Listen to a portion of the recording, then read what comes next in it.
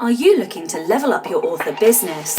Are you pounding your head against a wall, wondering what your next step should be? Then join me, Daniel Wilcox. And me, Sacha Black, as we haul ass each week in a bid to level up. Level up! Come along for the ride as we delve deep into the business of writing, Craft, entrepreneurship, and every level of the author journey. This is the Next Level Author Podcast. Hello, Achievers, and welcome to episode No. Just because you did it to me last week. Over to you, Sacha. No, because I don't know what episode number this is. 37. Welcome to episode number 46 of the Next Level Author Podcast, a podcast where we hold each other to account and track our step-by-step progress as we level up our author businesses. My name is Daniel Wilcox, and here with me every week is... Sacha Black. Yeah, I caught you when you were drinking that coffee. That was very poor timing on my behalf. Yeah. And also, I don't think an espresso ever counts as coffee. It's just a fucking energy hit, okay? What's it made of? Caffeine. Okay. How's your week been? Oh, I didn't expect that question. Prepared for everything else other than the how are you? Well, look, it's been interesting. It's been an experimental week. I got very sick of doing admin. And some pricks making loads of noise outside the front of my house. I don't know if you can hear that. But anyway, I got very sick of admin infiltrating my entire week. So I time blocked, and I had a whole writing day on Monday and what was meant to be a whole writing day on Thursday, but I made a mistake and I will not do that again next week. And it's been interesting. I mean, I had my second best word day ever on Monday. So I'm starting to have a little bit of belief that I might be able to write more words consistently more often if I do block time. I mean, there are lots of caveats to that, like I may not be able to write, I might be able to have like a 6,000 word day or a 7,000 word day, but I couldn't do that all on one project. I think I am very clear on that now, that I have to input a certain amount in order to be able to output a certain amount. So I could output, but it would have to be across different projects, but that's fine because I can juggle projects. Anyway, so yeah, I don't know. It's been interesting. It's been an experiment. I think what hasn't helped me this week is I've not slept very well. Chloe's not slept very well.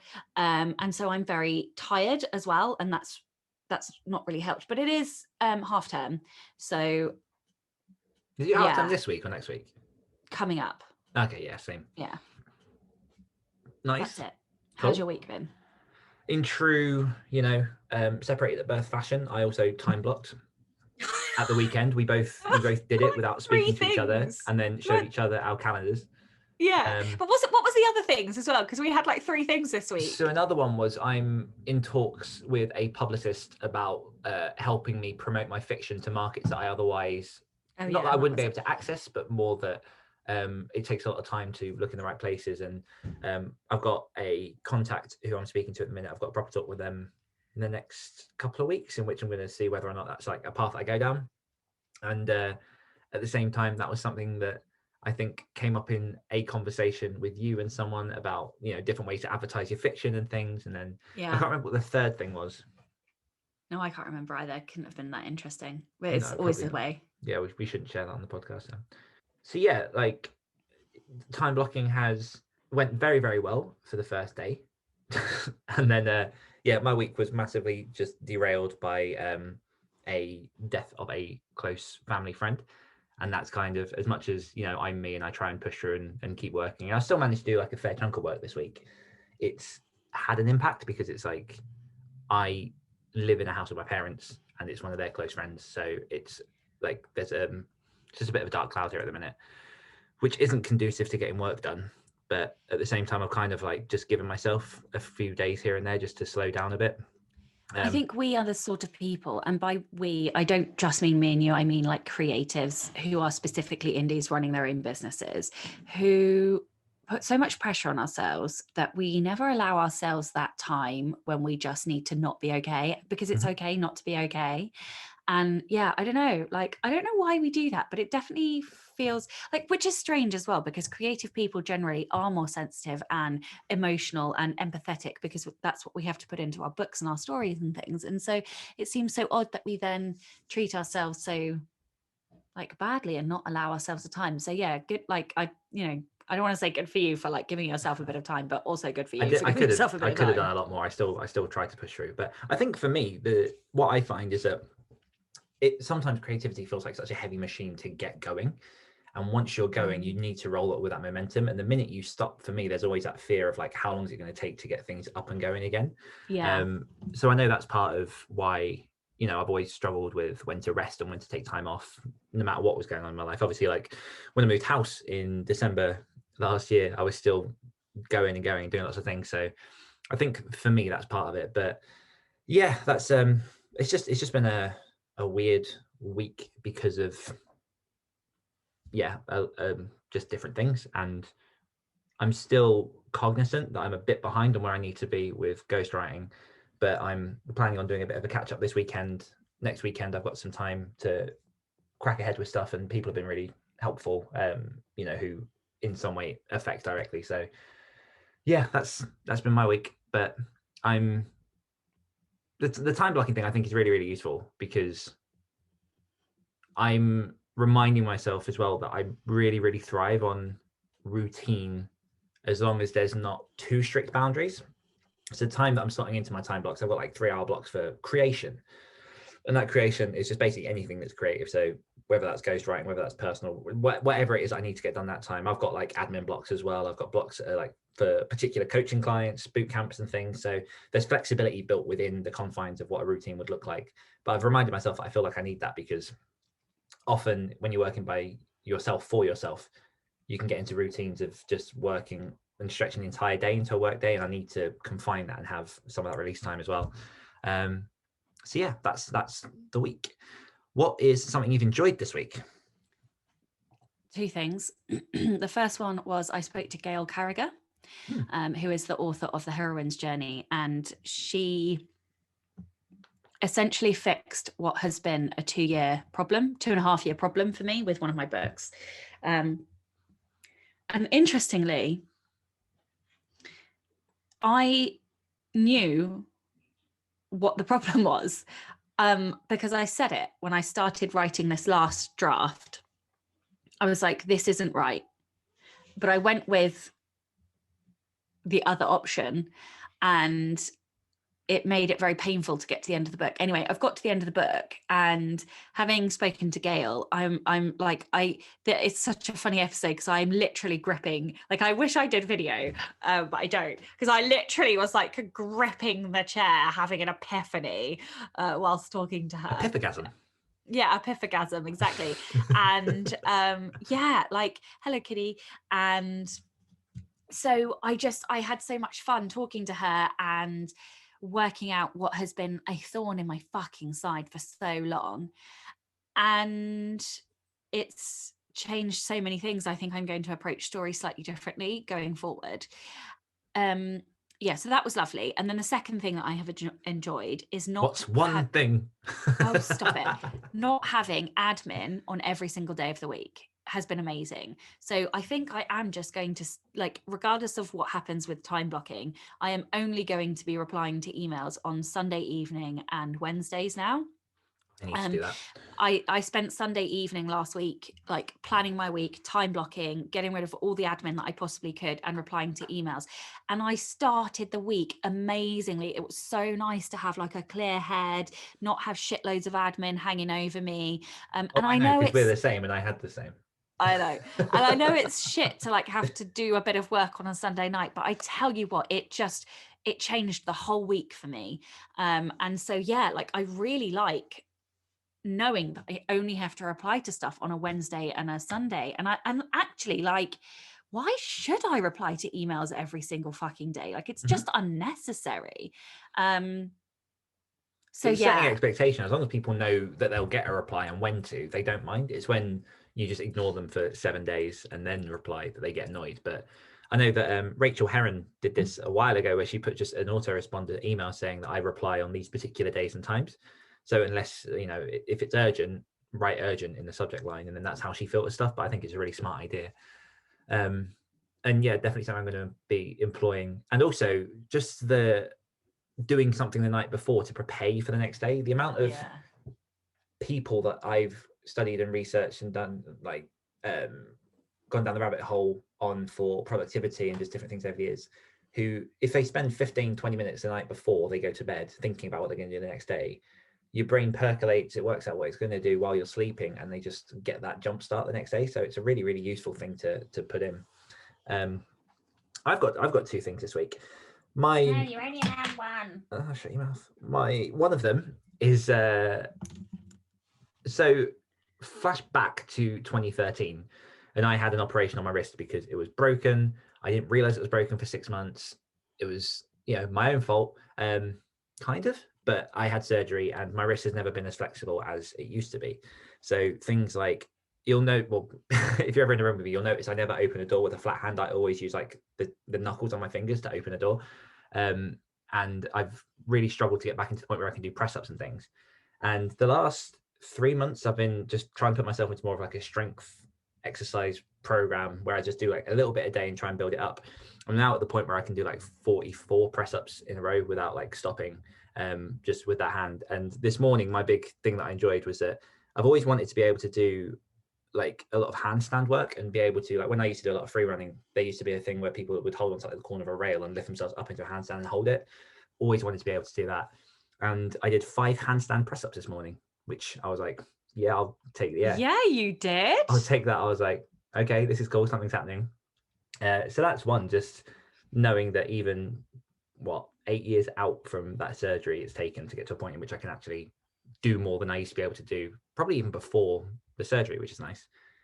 And the second one is there is an Instagram channel / TikTok, but I'm not on TikTok because it's too obsessive. And it's called Seth Official, and the S is a 7, so Zev. And it's basically the reason I like this channel is they keep bringing out like 15-20 second reels of this kind of like surfer type skater dad interviewing his 3-year-old daughter, and they do this podcast together. They say like adorable things, and it's just a really, really, I don't know, it's really uplifting. Oh, I've got Huel stuck in the back of my throat. What's it called? It's Seth Official, but the S is a 7. Seth And Official. the little girl is just adorable, and she's smart, and she has like this really, really cute voice. And they just have like a back and forth, and it's just like a little bit of sunshine in the day, but they keep popping up on my feed, and I just really like it. Aw, I've followed now. That looks super cute. And it's also an example of like, he's done lots of different things, but the podcast format particularly just exploded, and now it's, you know, thousands of people. She's obsessed with flamingos, but she calls them mingos. So they've now got like Mingos merch and stuff, and they've like started to bring in like money from it. But at the same time, she looks like she's having a blast. So yeah, it's really, really cute. I know that Atlas absolutely adores recording like on the podcast. Yeah. I always feel very nervous though, because I'm like, can he really consent? Yes. Is he old enough to give consent to understand? You know, like one of the things he wants to do is have his own YouTube channel, and he like records videos like all the time. And I'm like, I want to do this for him because I know how much he wants it. But also I am like, social media, YouTube, it's all a fucking plague. And I don't want him to have access to that stuff. And I don't want him to. Anyway, this is a whole. That could be a whole topic. Yeah. Yeah, because Bailey's in a very similar position. And I'm like, yeah, I have mixed feelings. Yeah. So weekly confessional. Yeah. Sacha will finish a minimum of 2 sections of side characters. So I actually think I only finished 2 sections, funnily enough. And thank God I didn't say any more, because you were pushing me to say more. And I was like, no. But I have written, what was the first day of this week? Yes. Was it that? Okay. Well, I've written, I think, was that one? So Monday. So I've written 6,000 words this week on side characters, which is actually really quite good for me. So yeah, I did do that, but thank God, I didn't say any more chapters. And I said this to you because you were like, you've only said 2. And I was like, bitch, you don't understand my process. Like, I write all over the place. And so it's actually really hard for me to finish a section. Well, now the question is, how many sections did you add? Do we have to go through this? So this book won't die. When I started writing it, I thought it was going to be 40,000 words. 40,000 words came and went. 45,000 came and went. 50K came and went. Now I'm making my way towards 55K, and I'm pretty sure the book is going to end up between 70 and 80,000 words, just for how much I have left to write. So it's a bit of a beast. Think of those page reads. So I did it. Basically, I did it. And what I'm seeing is that I average about 5K a week. I did 20,650 words in January, and I've currently written 11,700 words this month. So I write about 20K a month. I would like to push that up to 30. But March is probably going to be an editing month, so I don't know that I will write anything in March because I'll be editing 3 books as well. Yeah, that's true. So anyway, I think April onwards, when I start writing, I want to try and up my output. Fair. Mine was to write 25,000 words and finish my time batching. I did my time batching and I wrote 16,000 words.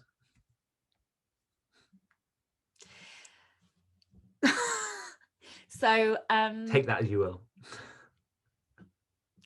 So I think, given the circumstances of this week, we are not going to have a forfeit, because I think life has dealt you enough of a shit shovel this week. And also you just did one, and I'm going to hold this in, is the word perpetuity? I can't remember. Anyway, yeah, I'm going to hold it, and you can remember that get out of jail free card. This is like get out of jail free card. Yes. Maybe we should do that once a year, have like just one get out of jail free card. Yeah. Okay. Yeah, cool. Okay, let's do that. Also though, I just feel like I need to maybe change how I'm being accountable each week, because I don't know that I feel like maybe I should do tasks that, so forgetting like the word count and stuff, because I do that anyway. Like that is not I don't need to be accountable for that because I do that. I feel like maybe I should start doing tasks that I'm putting off. So things like I'm looking at my board now of my list of shit that I need to do. Got you. Yeah. So like, for example, I know that my blurbs are not consistent over like all the different stores. I know that I've got different versions uploaded. I haven't necessarily changed all the links everywhere in the backs of the books and stuff like that. So like, I might actually change the types of tasks that I'm doing, because these are like fundamental business tasks that will help, but I never find the time to do. So I might actually change what I do. I don't know. I'm going to think about it this week. Idea. Yeah, because also they're things that don't necessarily take up shitloads of time. They're just annoying. Yeah, because they will actually help me level up. Anyway, that was my random thought for the day. An update on our next challenge. We have decided that we're going to make the challenges quarterly. So with that, the next challenge will begin in April and run until the end of June, if I've calendared correctly. I think I have. Yeah. So what we'll probably do is in the weeks leading up to that, we'll get a thread going, get everyone involved, look at what the prizes are going to be, and find a way to hold everyone accountable. So watch out for that. No new patrons this week, but for anyone who wants to get involved and get into our live Q&As that we run and get early access to every episode, you can head on over to patreon.com/nextlevelauthors. And I believe the latest recording of the Patreon Q&A is on the Patreon, or is that to be posted yet? Cool, we'll sort that out. I think I did it. No, I'm just confused because I've had thingy as well. I've had it my side this week as well. I think I did it. Yeah, I did, because I had to ask you for the image. Yes. Yeah, so that's up there, and so are the previous recordings. So people who want to see what goes on, then head on over to Patreon /nextlevelauthors. Level ups this week. We're going to go to our good friend Meg Jolly, who says that this is a level up from January, that she wrote just under 60,000 words in 11 writing mornings and the last 5,000 in 2 editing mornings, which is a personal best for her. She finished the book and edited it in a new genre with a new pen name. She dropped 8 pounds and notched up on exercise and final edits on the primary genre that she writes in and pen name books. So that's ready to drop. It's been the best month in a long time. So congrats, Meg. That's awesome. Really excited. Comments. So Carrie said, life changes question, things. Sasha? Are you where you want to be, I think? How is it going for you guys since you started? Are you where you thought you'd be? There we go. So Kerry says, life changes things with a part-time job and mum life. Yeah, I'm okay with where I am and have an idea, fingers crossed, of where I'm going. If you'd asked me 8 years ago, I'd have said I'd have books out by now. I also would have thought I would still be single because I started focusing on my writing career instead of a hobby before hubby and I were dating. I was also ridiculously ignorant of the industry back then, and I thought I would be one of those who would slap a manuscript online and ka-ching. CJ Dainton says, no, I optimistically thought editing wouldn't take that much longer than drafting. No, that was her laugh, but also I laughed simultaneously at the laugh because I was like, oh yeah, don't we all think that? Yes. Edwin says, the context of this episode forces me to admit that this has been the year of dropping the ball. I have barely reached the point in my writing career I had looked forward to being at last September, and there's a big hill I have to get over to get back into the swing of things. And then a couple of other comments, Meg and Michael. So thank you very much, everybody, for commenting. And for people who are finding it hard to level up, get involved in the challenge. That's what we're going to be doing them for. So if you want to, get some rocket fuel under your ass, then we'll provide it, we'll set it on fire, and we'll kick you up a gear. Boom. Awesome. Okay, question of the week. Well, we should, just for people on YouTube, probably address that if there are a couple of jumps in the video, it's because this morning has been handbasket of clusterfuckery. Yes. Mostly derived from This is irrelevant. Sacha. Enjoy. Arguably. Yeah, entirely you. Basically, now, question of the week. I fucked up. My whole day has been fucked up thus far. We're fine. Everything's fine. FYN, fine. We look fine. Shut the fuck up. Question of the week. We look fine. Mighty fine. Yeah, if you're listening on a podcast feed, I think you get a good benefit of what this is and what this looks like. If you've not yet watched an episode on YouTube, just watch one. Just pick one. I think they're fun. Preferably the one with the tit shimmy. Or the angel wings. And the 3 minutes of laughter. That you can't hear because Chris knocked it out. Anyway. That is true. Question of the week. Question of the week. Okay. It might sound like a huge one. We'll see where you go with that. What are your major health concerns and how are you going to combat them? And specifically, obviously, writing, authors. But yeah. That's personal. Poking the bear. So, well, I mean, I think I've mentioned it, but before Christmas, I was basically told that if I didn't do something, I was probably going to get diabetes. And that's more or less because for the last year, I've lived off of sugar, caffeine, no sleep, no movement, and stress. And I gained... Much like our forebears. Yeah, and so I gained a lot of weight and have done probably for the last couple of years. And was quite sedentary as well. So that wasn't really helping. So I have been doing intermittent fasting and trying to reduce some of my sugar intake and just trying to get up a bit more from my desk. I think the thing that still bothers me the most is the lack of movement. I do try to work standing up quite a lot, at least 3 times a week, if not more, for a good hour or so that I'm just a bit more I do enjoy when we're on Zoom and you get like the old hand cranking going. Yeah, and then I like boogie as well because I like put music on and dance. So yeah, that is, but I feel like I'm addressing that, so that doesn't feel so much of a problem. And a lot of the issues that I was having, like intense headaches and dizziness and stuff like that, all of that's gone now. So I feel like I'm on the path to recovery, and I'm still losing weight and I'm still losing fat, albeit slowly, but it's coming off. So that is all good. So I'm not sure if that's a remaining health concern. Let me ask another question then, just to prod that a bit more. What were the factors that you think led to you gaining weight and you getting to the point where you did have a doctor tell you that you're on the verge of diabetes? Was there anything? Obviously, like you say, sedentary is never going to be a good thing, but there are people who combat that? Was there anything specific that like did that for you?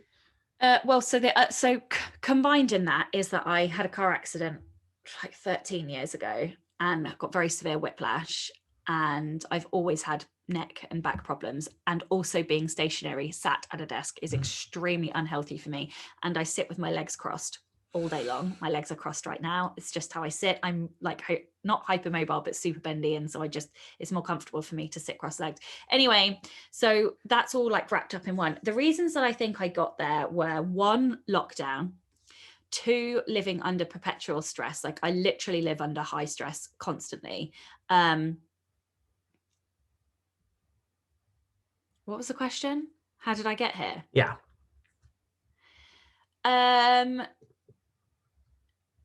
I think one of the biggest issues for me is that I really love my job. And so rest for me is difficult because I don't really want to rest, because I fucking love my job. I love writing. I love doing everything that I need to do for my business. And so I get some so to a certain extent, I derive energy pennies from doing what I'm doing. So it's really hard to find the balance between needing rest, whatever that rest looks like, for my body and my health, and not wanting to rest because the things that I enjoy doing are this. So that was definitely a cause, because it makes me more reluctant to walk away. And so, yes, that feels like one of the bigger causes. Another one of the causes is being a parent, if I am perfectly honest. Yeah. Like, I love my son, I adore him.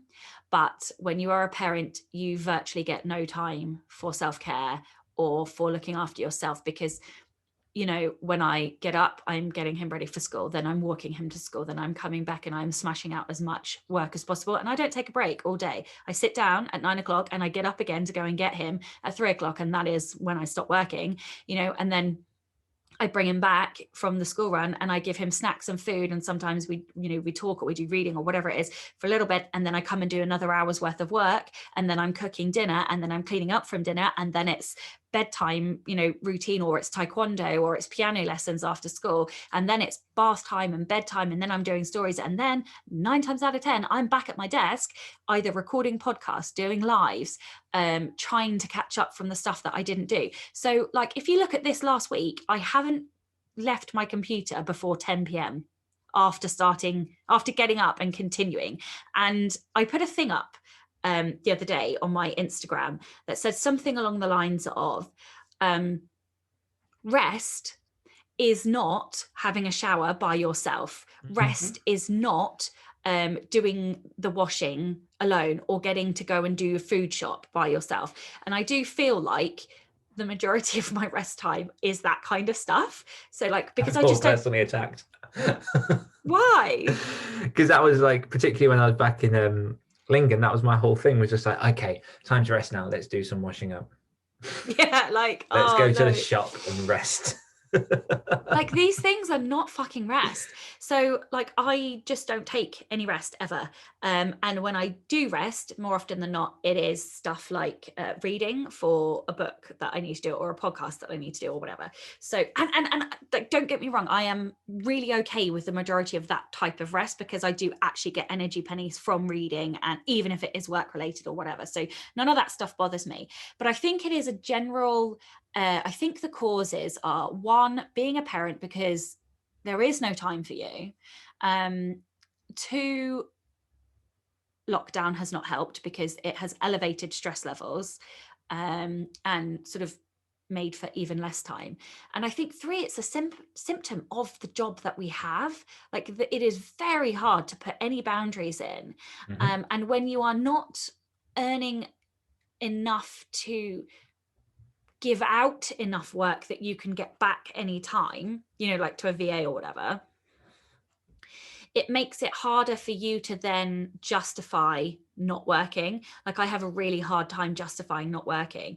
So I just think I burn hard. And so unless I am very cognizant of intentionally and purposefully looking after my health, I can very quickly fall to pieces. Now, I'd like to caveat that because I really feel like in the last year, I have tried quite hard to look after myself. No, I have tried to start looking after myself. So I am doing the intermittent fasting. I've already lost 10 pounds. Like, you know, I am continuing. I'm still intermittent fasting. It's like the longest thing I've ever stuck to. I now go to the chiropractor a few times a year to get my back and neck sorted, and it does sort it. Little things like I now have a standing desk which goes up and down. I still do taekwondo like two times a week, so I am getting some movement. Occasionally I will get on the spin bike. We try and have a walk at the weekend, so even though I might not be able, I might have to sit down for 5 or 6 hours of a day, I'm still trying to move. You know, I do the school run, and so like I would say most days I almost hit my almost or definitely do hit my 8,000 steps a day that I'm trying to get. So yeah, like I don't know that I have any health concerns at the minute, other than always being acutely aware that I need to not be as sedentary as I am. How about you? Yeah, I think so. The reason I ask this is that I think when people look at full-time authordom, they do see the rosy picture of just being at the desk all day and working on whatever they want and all that kind of like glory stuff. And the health stuff catches up with you whether you pay attention to it or not. I remember when I got my first office job, and I went from having spent 4 years doing regular parkour to, you know, going into a 9 to 5, well, 8:30 until 5, in which I was sat down for the majority of the day. I put on weight fast. And it got to a point where I was driving into work, I was driving back, and it's about 4 miles from my house to where I used to work. So I was like, something needs to be done, because if I'm not actively doing something and making the choice to be healthier, it's affecting everything else. So I started on the cycle to work scheme, got a bike from work, and I used to cycle every day in and out. It was quicker, it saved me a crap load of money, and it just meant that I was exercising. And I think it's similar with going full-time here. It was, you know, I want to put the pandemic aside for this particular answer, because I think everyone knows that the pandemic's made it difficult to try and be as healthy as, you know, you could be. In the beginning, when I went full time, I was walking a lot. Like I'd take an hour in my lunch break and just go into the forest behind my house and just have a walk, have a wander. And it was good because I was consciously making sure that I was moving and not being stuck at the desk all the time. But then the further and further into the business that I've gone, the more I found I have to do, the more pressure you put on yourself. I have found myself often being bound to the desk and having days in which I'm like, I should really have gone for a walk or taken like half hour at lunchtime just to do it. And I think it's sometimes easy to forget, once you've got like the stress of lots of things happening, how fundamental it is just to keep moving and look after your body in this type of job. I think the standing desk thing is fantastic, and it's something that I'm looking at investing into and shifting around my furniture, because I want that a lot more. Like I did go for a period of recording my podcast standing up, which was really good for me because it also means you're a bit more dynamic when you speak.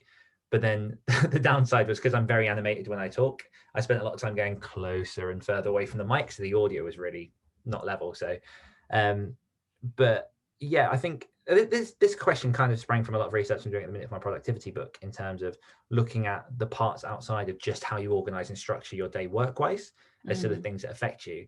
Obviously at the beginning of this episode I mentioned about like I'm doing a lot more in terms of like strength training. I'm running 3 days a week and just trying to keep my body moving, and that's just massively helpful to keeping going.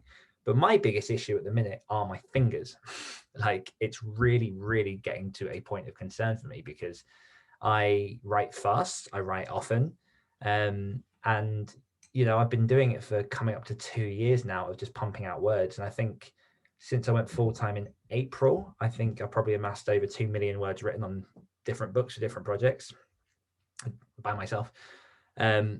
And I'm now at the point in which my fingers are starting to ache when I'm not writing. And Where do they ache? like right along like the actual just bone themselves, but I'm getting sort of like shooting pains in my palms as well. I sometimes get pain in here, like in the knuckles where they meet the palm of my hand. Yeah, that's the only place I occasionally get pain. Yeah, no, it's like a regular thing. And to compile on top of that, if I play video games, that's a lot of like close hand work, so that hurts. If I'm reading or holding a book, that's if I'm yes, Sacha, if I'm wanking for people who are listening on the podcast. Jesus Christ. If I'm playing, like I play a lot of guitar, I play a lot of ukulele, and that's a lot of like intense sort of like finger work, get your mind out of the gutter. But yeah, so there's all there. this stuff now where the things that I used to do to take time away from writing aren't benefiting me because I can't do them without compiling onto that pain. I'm now having to put myself into reserve. So to combat that, what I am looking into is dictation. Now, for some reason, I've not had this with things for a while. I've got a real mental block towards dictation and I can't figure out what it is. And I know it's as simple as speak into a device, transcribe the words, edit the words after. But for some reason, there's a real hesitation inside me because, I mean, we've spoken about this off air, but we'll kind of like touch on it anyway. It's like, I'm aware that there's a different cognitive process that translates thoughts into fingers when you're typing or thoughts into verbalizing what you want to say. And my only tried example of dictating fiction was when I dropped my son off last weekend, and I've got like an hour and a bit drive there and back. And when I was in the car alone, I started trying to speak to my phone on the dashboard. Now, it didn't work because there was too much external noise and I didn't have a microphone with me, but I gave it a go. And I never felt more self-conscious by myself and pretentious in trying to like verbalize the fiction that I wanted to write. And I'm aware that it's a process. I'm aware that it's something you train to do and you're never going to get straight away. And I genuinely think it's something I have to start incorporating into my life if I'm going to keep up with the stuff that I'm doing. But it's a real obstacle for me. And it's a training process. And I also think part of the reason I want to do it is to include it as a chapter in my productivity book. But yeah, it's starting from scratch with a whole new thing. And it's... How much of an outline do you have of the chapters before you write them? Not a great deal. So almost everybody I know who does dictation well has an outline of the chapter before they write it. They have to know what they're going to say in order to be able to say it. Which is so different to typing. Which is different to typing, and also different because you are more of a pantser than not, aren't you? Yeah. So that is going to be like not just one shift for you, but a few shifts for you. Andrea Pearson dictates. Yes. So I don't know if she has anything on dictation. There's also a guy called Scott, somebody or other, who's written books on dictation. And I felt like I read that. What book was it in? There was a book where Zach wrote a chapter on dictation in someone else's book, but I can't for the life of me remember whose book it was. I'm going to look into that. But yeah, I know it's something that I just need to practice and get over, but it's really like I found myself laughing at myself in the car because I was physically just staring at the phone going, just do it, just say something. And I'm like, I don't do that with a lot of things. I don't know whether it's because I'm just psychoanalyzing myself live on air. I don't know whether it's because I know that this is going to be an important step for me. And if I can't do it, that's a real problem for me. Because there's nothing you can't do. Not only that, but if my fingers are getting a hammering and I get to the point where I physically can't type for whatever reason, which is a real genuine concern because, I'm a writer, then yeah, it's just even now they're aching. But yeah, it's an obstacle I have to overcome. But yeah, pay attention to your health, people. Lots of different ways. Anything else you want to add on that before we wrap up? No. Cool. Succinct. Sweet. So for everyone listening, we are asking you what are your major health concerns and how are you going to combat them? I'll be really interested to see people's methods and what they do to overcome that and keep healthy as writers. How are we keeping ourselves accountable this week? How are we leveling up? I am going to change my email signature to say that I reply to emails on Sunday night and Wednesday, unless it's urgent, in which case reply to me and put urgent. I don't know how to do an out of office thingy because the last time I did one, it replied to every single person I have ever emailed ever. I had a colleague at my old job that did that twice when she was going on holiday. And every single email that's in their inbox was replied to with an out of office from 2 years worth of stuff. Because otherwise I would have done this a really long time ago. So I don't know how to do that without triggering that. Are you using Mac Mail? Yeah. Okay, I'll look at it as well and see if we can figure it out together. Thank you. So there's that. So I'm going to do that, change my email signature. I have a secret project and I'm going to finalize all of the details for that. I'm not going to announce it, but I would just like to just like, I've done a bit of work on it, but I would just like to do a bit more finalizing of details on that. This is 2 things. I'm going for it this week. I'm going to make myself super accountable. Okay. I'm going to time block next week.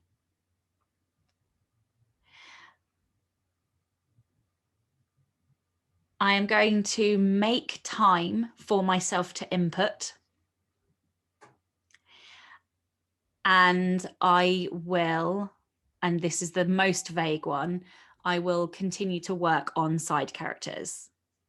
I'm not going to be any more specific than that. And I'll tell you why. It's half term. So I don't know how much time Atlas is going to be here. My mum has offered, but I don't, because she's in our childcare bubble and also she's a carer, so we're in her caring bubble.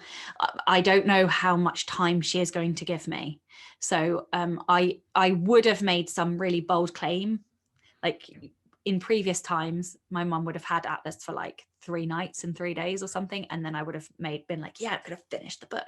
But I don't know what she is going to be able to do yet. So I'm not going to be any more specific on the side characters other than the fact that I will make progress towards it. You're going to have to tell me what I just agreed to, because I can't remember that. That's fine. I'll remind you. Okay. Okay. So I have some catching up to do. So I am going to sort out some ads to promote my coaching business and the bootcamp. And I need to fill in the words that I didn't do this week. So I'm going to have a 10,000 word Saturday. So yeah, that'll happen tomorrow because we're recording this as of Friday. I'm going to record my audiobook tomorrow. Okay. But that's not uncountable. That's fine. But yeah, I think those are the main ones. Yeah, I'll stick with that. Cool. Cool. That's quite a lot. I shake myself now a little bit. I like that. Me for you. You'll be fine. You'll be fine, I'm sure. Yeah. For that. Right. Thank you everyone for listening, as always. And what's the audience question of the week? Have we done that? The audience question before we did that. But you know, Right, thanks for interrupting and keeping this really polished performance of our podcast perfect. So for people like Sacha who might have forgotten, what are your major health concerns and how are you going to combat them? And we will see you next week. Bye-bye. Bye-bye. Hungry for more? If you enjoyed this podcast, you can hear more of my angelic accent and Dan's dulcet tones on our other podcasts. For more of me, check out the Great Writers Share podcast. For more of me, listen to the Rebel Author podcast. We'll be back next week holding each other to account as Dan and Sacha become Next level authors. Where's the energy, man? Where's the enthusiasm? Come on, bro. 34 minutes late. Listen, bitch. Some of us had a bad morning, okay? You could be as late as you want. I'll always wait for you. Oh, One of the few. But do it again and I'll kill you.